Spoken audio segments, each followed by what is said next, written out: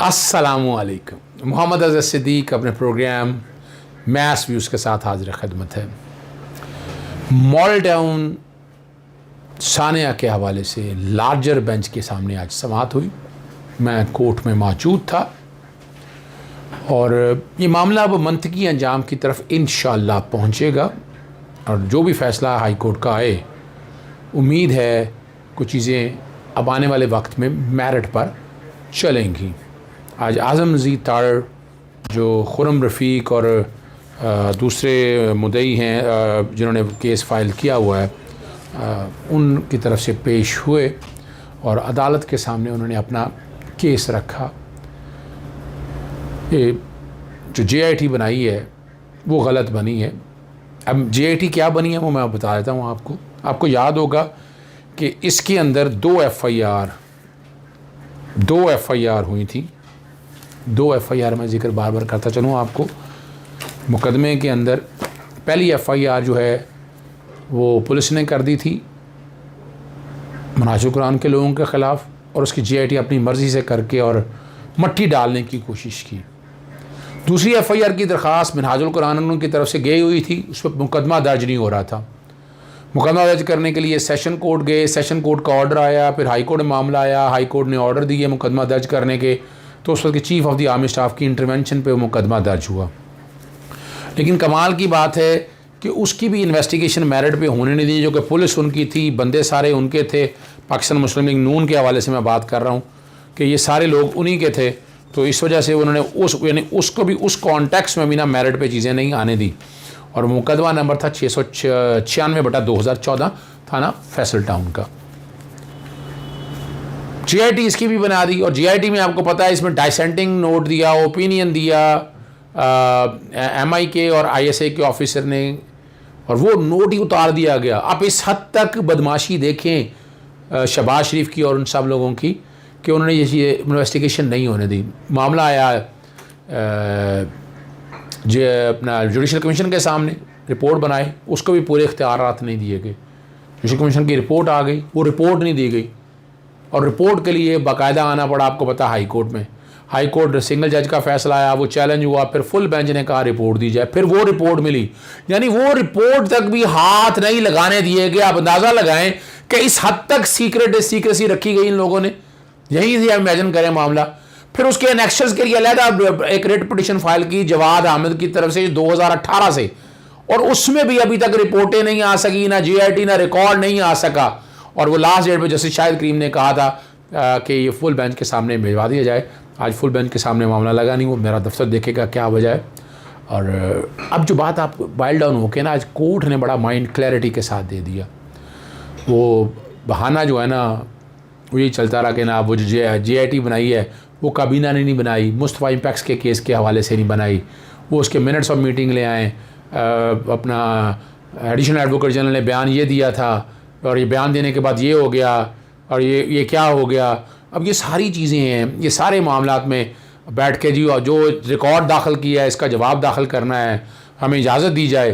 तो मैं फिर कोर्ट के सामने पेश हुआ। मैंने कहा जी ये डॉक्यूमेंट प्लेस किया रिकॉर्ड पे 2019 से आया हुआ, 2019 से अभी तक कोई एतराज़ात दाखिल नहीं किए। ये डिले कर रहे हैं, अब ये डिले कर रहे हैं मामले को, और मेरिट पे आने दें, तकनीकी बुनियाद पे आना नहीं।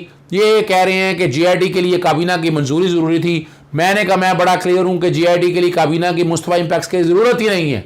सेक्शन 19 एंटी टेररिज्म एक्ट का बड़ा क्लियर है, उसके लिए ज़रूरत नहीं है। वहाँ आगे लिया, और जहाँ फेडरल गवर्नमेंट का जिक्र है यहाँ सिर्फ गवर्नमेंट का जिक्र है। रूल्स ऑफ बिजनेस के तहत government mean executive government, secretary है, सेक्रेटरी के नीचे जितना स्टाफ है उसके मुताबिक उन्होंने नोटिफिकेशन जारी किया और ये सारा मामला आना है।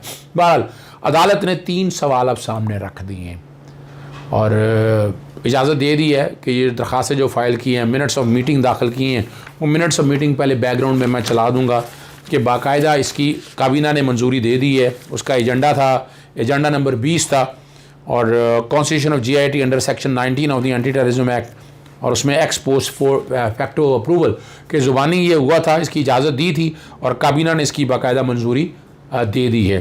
और बात सिर्फ इतनी थी कि दिसंबर 2018 के अंदर सुप्रीम कोर्ट में ये मामला गया था। सुप्रीम कोर्ट के के सामने जाकर गवर्नमेंट ऑफ पंजाब ने कहा था कि वो JIT बना रहे हैं, और इस बुनियाद के ऊपर ये मामला निपटा दिया था और लफ्ज़ लिखे थे बॉर्न फ्रूट।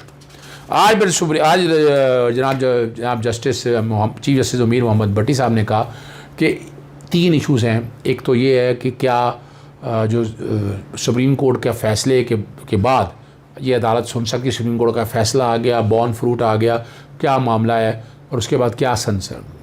दूसरी बात जो रखी सामने कि जो JIT बनी है क्या ये काबीना ने बनाई है या नहीं बनाई है, इस हवाले से। और तीसरा जो है कि जब चालान सबमिट हो जाए, फ़र्द जुर्म आयद हो जाए उस FIR में, ये 696 की FIR की बात मैं कर रहा हूँ जो मैंने अभी आपके सामने जिक्र किया है, उस FIR को सामने रखते जब ये चीज़ सारी सामने हो चुकी हुई है 696/2014, तो दोबारा इन्वेस्टिगेशन ही हो सकती है। अच्छा, ये चीज़ें पहले भी कोर्ट के सामने भी आई थी, और मैं आपके सामने मैं बताता चलूँ तीनों सवाल को अगर हम ऐसे देख लें, बहस क्या होती है अदालत के सामने सारी आ जाएगी। पहली बात बड़ी क्लैरिटी के साथ है, सुप्रीम कोर्ट में जब ये मामला गया, हाँ एक सवाल जो रखा कि बिस्मा की जो दरख्वास्त है उसकी सर्टिफाइड कॉपी लेकर आएँ, वो मैंने बता दी, मैंने कॉपी में रिकॉर्ड में फ़ाइल कर दी है।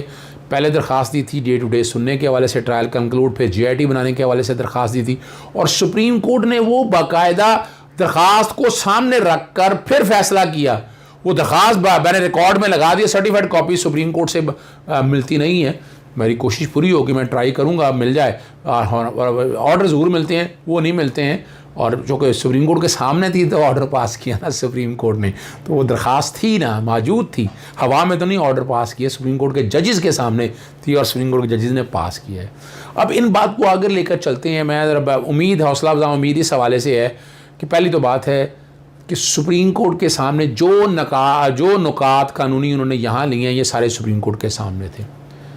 जब आकर एडवोकेट जनरल पंजाब ने गवर्नमेंट ऑफ पंजाब के स्टेटमेंट दिया कि वो JIT बना रहे हैं, और ये वहाँ मौजूद थे, नवाज़ शरीफ के, शहबाज शरीफ के वकला, ये सारे वहाँ मौजूद थे, नोटिस मिल चुके थे, इन्होंने वहाँ कोई एतराज़ नहीं उठाया। वहाँ एतराज़ उठाते, वहाँ चैलेंज करते उसको, और सुप्रीम कोर्ट का फ़ैसला जो 2018 का है वो फाइनलिटी हो जा चुका है, उसको चैलेंज नहीं किया गया। चैलेंज से मुराद है नज़रसानी दायर कर देते, कोई नज़रसानी दायर नहीं की, ये रिकॉर्ड की बातें हैं। और JIT जब बन गई जनवरी में 2019 में, और इसकी इंक्वायरी जब शुरू हो गई, इंक्वायरी जब AD ख्वाजा ने शुरू की, और जब नवाज शरीफ की बाकायदा जब बयान लेने के लिए कोट लखपत जेल में गए, तब ये बाकायदा चैलेंज खुद नहीं की, चैलेंज भाई ये खुरम रफ़ीक वगैरह ने चैलेंज की, वो जो पुलिस के लो रैंक के ऑफिसरान हैं उन्होंने चैलेंज की, लेकिन वकला माशाल्लाह हमारे काफ़ी बड़े वकला हैं जो इस सारे मामले में, अब सब इंस्पेक्टर कर सकता है या नहीं कर सकता ये एक अलग सवाल है, इस बात को छोड़ें आप इस बात को। तो ये, और जब ये मामला सारा चल रहा था उस वक्त तो छेड़ा नहीं इन्होंने। अच्छा, दूसरी जो बात है मुस्तफ़ा इम्पैक्ट्स का केस, जहाँ तक JIT वाला मसला है ना, JIT लफ्ज़ गवर्नमेंट इस्तेमाल हुआ है, प्रोविंशियल गवर्नमेंट का लफ्ज़ इस्तेमाल नहीं हुआ। इसी में आगे चले जाएँ तो वहाँ लफ्ज़ फेडरल गवर्नमेंट का लफ्ज़ एक जगह इस्तेमाल हुआ है। जहाँ फेडरल गवर्नमेंट या प्रोविंशियल गवर्नमेंट हो वहाँ तो आर्टिकल 90-91 है। अगर JIT फ़र्ज़ करें काबीना की मंजूरी के बगैर भी बन चुके, मुस्तफ़ा इम्पैक्ट्स नहीं लगेगा, तो अगर ये इस पर आ जाएंगे तो आज तक जितनी JIT हैं उनका स्टेटस क्या होगा, उनका स्टेटस क्या होगा? फिर तो कोई भी JIT जो है ना, और वैसे भी इन्वेस्टिगेशन की रिपोर्ट की हैसियत क्या है, ये डर और खौफ क्यों है, ये अदालत के सामने हम सारा रखेंगे, अदालत की मुआवनत करेंगे। तीसरा जो अहम इशू है, और चूँकि अप्रूवल हो चुकी है, वो आपके मैंने चला दी है, एक्सपोज फैक्टर भी अप्रूवल मैंने बैकग्राउंड पे चला दी है बाकायदा, वो आ चुकी है, अब इस पे बहस हो रही है। तीसरा जो सवाल है इन्वेस्टिगेशन और री इन्वेस्टिगेशन के हवाले से, वो ज़रा ज़हन में रख लीजिएगा। जब FIR का चालान आ जाए, चाहे फ़र्द जुर्म भी आयद हो जाए, जब इस्तगासा दायर हो, जो कि इसमें इस्तगासा चल रहा है, और इस्तगासा में डिनोवो प्रोसीडिंग हो चुकी हैं, अभी सिर्फ मुद्दई का बयान हुआ है, बाकी आगे कुछ नहीं हुआ। जो स्टेट केस होता है, जो FIR है 696 की, वो एक तरह से मुर्दा हो जाती है फॉर द टाइम बीइंग। इस्तगासा का फैसला होता है, उसके बाद FIR वापस ली जाती है या नहीं दी जाती, वो बात की बातें हैं। और हमारा यहाँ पॉइंट बड़ा क्लियर है कि इस्तगासा जो है वो अपनी जगह चल रहा है, इसका JIT का इस्तगासे से कोई ताल्लुक़ नहीं है। इस्तगासा जाना है FIR में, और वो चूँकि रुका हुआ है, उसकी एक इंक्वायरी और इन्वेस्टिगेशन होनी है, वो फैसला किया जाएगा, उसके बाद क्या होना है उसका मेरिट पे तो होना है। तो डर क्यों रहे हैं इस हवाले से ये लोग?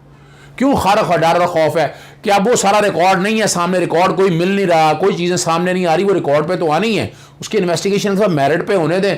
और याद रखिएगा क्रिमिनल जस्टिस का बड़ा बेसिक प्रिंसिपल है, जो मुजरम है वो बच ना पाए और बेगुनाह को सज़ा ना मिल सके। हम जो मिनाजुल कुरान इंतज़ामिया सारी वो हैंडीकैप है कि उनके पास कोई इन्फॉर्मेशन नहीं आई, कोई डाटा नहीं आया, कोई रिकॉर्ड, यानी जैसे मुश्ताक सुखेरा को लाया गया स्पेशल जहाज़ में बिठाकर, वो रिकॉर्ड नहीं है। फिर शहबाज शरीफ ने जैसे फोर्सेस को बुलाया, वो एक अगर उठाना था, स्टे मौजूद थे, एनक्रोचमेंट का जिक्र कर रहे हैं, बैरियर के ऊपर स्टे मौजूद थे, उसके लिए उठाने के लिए इतने डीएसपी इतने एसपी भेजना, ये तो नजर आ रहा है कि ये बाकायदा इन्वेड करने गए थे, ये हमला करने गए थे और ये पूरी प्लानिंग थी कि ये और जो खून की होली खेलेगी वो रिकॉर्ड पे, उनको इंसाफ तो मिलना है। और इंक्वायरी और इन्वेस्टिगेशन से उसकी हैसियत कोई नहीं है, एविडेंस तो फिर भी अदालत में होनी है। उस इंक्वायरी और इन्वेस्टिगेशन से इतने डरे हुए हैं, खौफजदा हैं, इतने डरे और खौफजदा हैं कि उसको मेरिट भी नहीं हो। अगर भी ईमानदार हो, अगर नहीं है, कुछ नहीं किया तो डरते क्यों? भाई होने दो इंक्वायरी और इन्वेस्टिगेशन मेरिट के ऊपर, उसमें क्या मसला है? और उस इंक्वायरी और इन्वेस्टिगेशन का इस्तिगासे से कोई ताल्लुक नहीं है। ये हमारे डिटेल में आर्गूमेंट्स होंगे या अदालत के सामने रखेंगे। आम नाज़रीन जो कि सवाल करते हैं तो जवाब देना बड़ा ज़रूरी है। एक कानूनी कोई वकील हट के मैं यानी मिनाजुल कुरान से हट के, ये मेरा एक ज़ाती ओपिनियन है जो मैं ये रख रहा हूँ आपके सामने। इजाज़त चाहूँगा। अस्सलाम वालेकुम, अल्लाह हाफ़िज़, पाकिस्तान जिंदाबाद।